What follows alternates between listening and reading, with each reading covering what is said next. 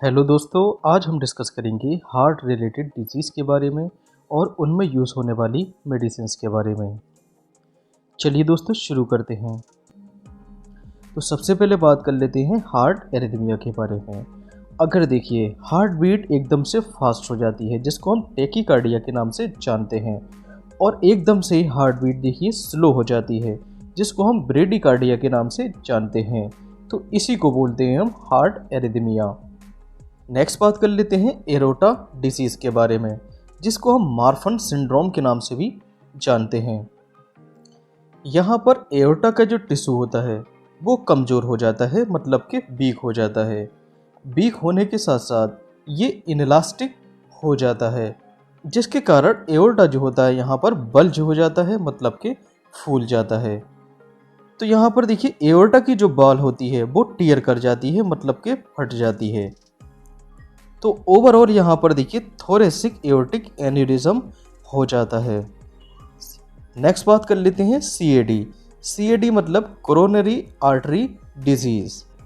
तो यहाँ पर हार्ट की जो मसल्स होती हैं उनको कोरोनरी आर्टरी ब्लड सप्लाई करती है। तो यहाँ पर कोरोनरी आर्टरी में अगर फैट का डिपोजिशन हो जाता है जिसको हम प्लेक के नाम से जानते हैं, तो फैट के डिपोजिशन होने के कारण कोरोनरी आर्टरी में ब्लॉकेज हो जाता है, जिसके कारण हार्ट की मसल्स को ऑक्सीजन सप्लाई होना बंद हो जाता है। इसी के कारण होता है हार्ट अटैक। नेक्स्ट बात कर लेते हैं पल्मोनरी एम्बोलिज्म।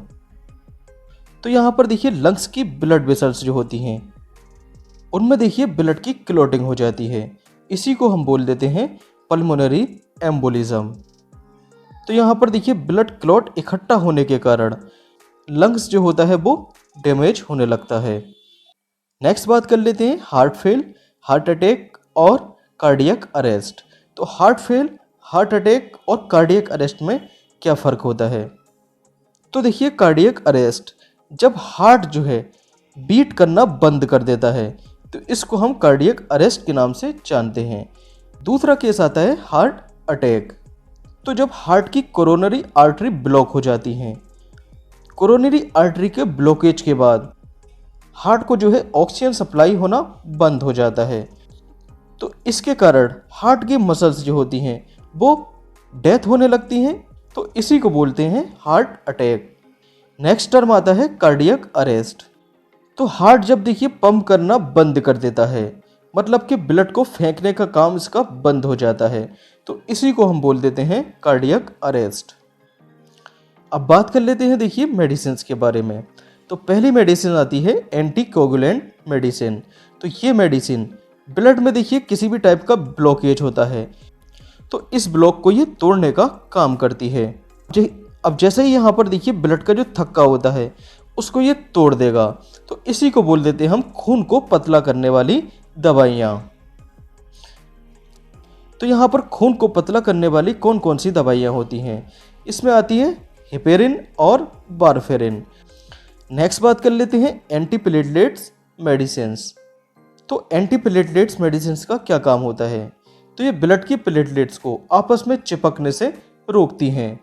तो ओवरऑल इसका ये मतलब हुआ ये मेडिसिन भी ब्लड को पतला करने में यूज़ की जाती हैं। तो जैसे कि एस्पिरिन।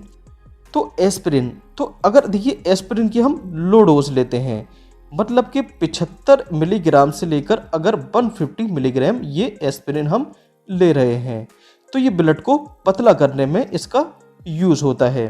अगर यही मेडिसिन देखिए हाई डोज जैसे कि 300 मिलीग्राम से लेकर 600 मिलीग्राम इस मेडिसिन को ले रहे हैं, तो ये जो है इसकी ये हाई डोज हुई और ये अब काम करेगी एज अ एनाल्जेसिक, मतलब कि ये दर्द को कम करने में इसका यूज़ किया जाएगा। तो लो डोज ये ब्लड को पतला करती है, जबकि इसकी हाई डोज जो होती है ये एनाल्जेसिक, मतलब कि दर्द को बॉडी में कम करने का ये काम करती है। नेक्स्ट बात कर लेते हैं बेसो डाइलेटर। तो बेसो डाइलेटर में देखिए दो टर्म है, बेसो प्लस डाइलेटर। डाइलेटर मतलब होता है देखिए फुला देना, बेसो मतलब होता है देखिए ब्लड वेसल्स। तो ये खून की नसों को देखिए डाइलेट करती है, मतलब कि इसका जो डायमीटर है इसको ये बढ़ा देती है। तो यहाँ पर कौन कौन सी मेडिसिन होती हैं? तो जैसे कि नाइट्रोग्लिसरीन और आइसोसोर्बाइड डाइनाइट्रेट टैबलेट। तो ये दोनों ही टेबलेट देखिए ब्लड वेसल्स को फुला देती हैं। तो यहाँ पर नाइट्रोग्लिसरीन टेबलेट का यूज़ ऐसा सबलिंगुअल किया जाता है। सबलिंगुअल मतलब कि इसको जीभ के नीचे देखिए यहाँ पर रख दिया जाता है और यहाँ से ही ये देखिए डिसॉल्व हो जाती है और डिसॉल्व होने के बाद ये हमारे सर्कुलेटरी सिस्टम में चली जाती है। नेक्स्ट बात कर लेते हैं कोलेस्ट्रॉल लोबरिंग मेडिसिन के बारे में। तो ऐसी मेडिसिन जो ब्लड के कोलेस्ट्रॉल लेवल को कम कर देती है, घटा देती है, इसी को बोलते हैं कोलेस्ट्रॉल लोबरिंग मेडिसिन। तो इन मेडिसिन के अंत में स्टेटिन शब्द लगा होता है। तो जैसे कि एटोरबा स्टेटिन, लोबा स्टेटिन, तो दोनों ही मेडिसिन में यहाँ पर देखिए स्टेटिन शब्द आया है। तो स्टेटिन का मतलब होता है देखिए रोक देना, तो कोलेस्ट्रॉल लेवल को ये रोक देती हैं। नेक्स्ट बात कर लेते हैं एंटी हाइपरटेंसिव ड्रग्स। तो ऐसी ड्रग्स जो हाई ब्लड प्रेशर को कम करने में इनका यूज़ किया जाता है, इन्हीं को बोलते हैं एंटी हाइपरटेंसिव ड्रग्स। तो यहाँ पर इनको देखिए 6 कैटेगरी में डिवाइड किया गया है। पहली मेडिसिन आती है एसीई क्लास की मेडिसिन। एसीई मतलब कि angiotensin converting enzyme inhibitor.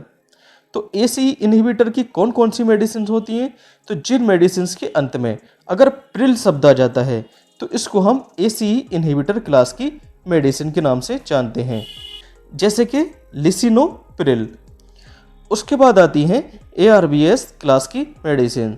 ARBS मतलब होता है एंजियोटेंसिन रिसेप्टर ब्लॉकर मेडिसिन। तो इन मेडिसिन के अंत में सार्टन शब्द देखने को मिलता है, जैसे कि लोसार्टन। उसके बाद आती है अल्फा ब्लॉकर क्लास की मेडिसिन। तो अल्फा ब्लॉकर क्लास की मेडिसिन के अंत में ओसिन शब्द लगा होता है, जैसे कि डॉक्साजोसिन। नेक्स्ट बात कर लेते हैं बीटा ब्लॉकर क्लास की मेडिसिन के बारे में। तो बीटा ब्लॉकर क्लास की मेडिसिन के अंत में लॉल या ओलॉल शब्द देखने को मिलता है। तो यहाँ पर देखिए गिवन है लेबिटालॉल हाइड्रोक्लोराइड टेबलेट। उसके बाद आती है कैल्शियम चैनल ब्लॉकर मेडिसिन। तो इन मेडिसिन के अंत में डाइपाइन शब्द देखने को मिलता है, जैसे कि एम्लोडाइपाइन। नेक्स्ट मेडिसिन आती हैं डायूरेटिक्स क्लास की मेडिसिन। तो डायूरेटिक्स यहाँ पर देखिए डाई मतलब होता है डबल और यूरेटिक्स मतलब होता है यूरिनेशन। तो ये पेशाब की फ्रीक्वेंसी को देखिए डबल कर देती हैं, तो इसी को बोलते हैं हम डायूरेटिक्स। तो डायूरेटिक्स क्लास की मेडिसिन के अंत में आइड शब्द देखने को मिलता है। तो फ्यूसिमाइड इंजेक्शन, जिसको हम लेसिक्स के नाम से भी जानते हैं। तो ये सारी की सारी मेडिसिन ये ब्लड प्रेशर को नॉर्मल करने में इसका यूज़ किया जाता है, मतलब कि हाई ब्लड प्रेशर को कंट्रोल करने में इन मेडिसिन का यूज़ किया जाता है। अब बात कर लेते हैं इन मेडिसिन की डोज के बारे में। तो इन मेडिसिन की डोज अलग अलग पेशेंट में अलग अलग देखने को मिलती है, तो वो डिपेंड करेगा पेशेंट की सिचुएशन क्या है। तो पेशेंट की सिचुएशन के अकॉर्डिंग ही इन मेडिसिन की डोज जो है मेंटेन की जाती है। Okay, thank you.